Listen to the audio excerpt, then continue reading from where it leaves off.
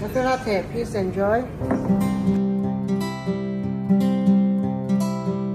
我叫彭佩英，我喺美國大學畢業之後就揾咗份工，係做建築設計師同埋畫則師，工作咗6年。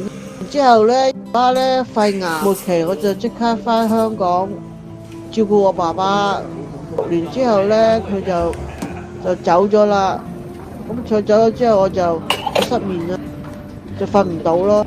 住宿舍嗰陣時，姑娘幫我響威爾斯330嗰度做學員咯，跟住就落咗煙島330做啦。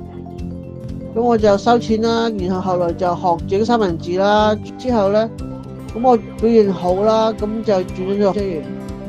有時記得啲客中意飲啲咩咖啡呢，佢一埋嚟就撳機，呢啲客就攞到杯咖啡就好開心噶啦，話咁快嘅咁。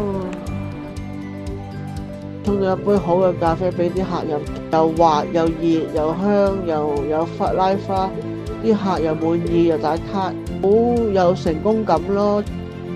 客人呢，佢哋都會都好 social 咯，同我會講下每日會做啲乜做啲乜嘢啊，有咩譬如我中意做十字繡嘅，咁佢哋就會同我傾偈關於十字繡嘅嘢咯。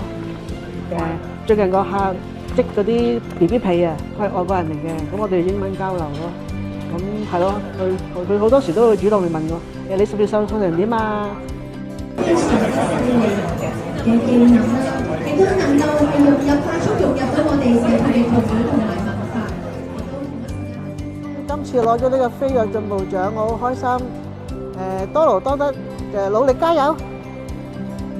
我個侄女彭佩英佢攞到呢個飛躍進步獎咧，我好開心。咁我亦都好鼓勵佢繼續努力，快啲考到嘅咖啡師牌。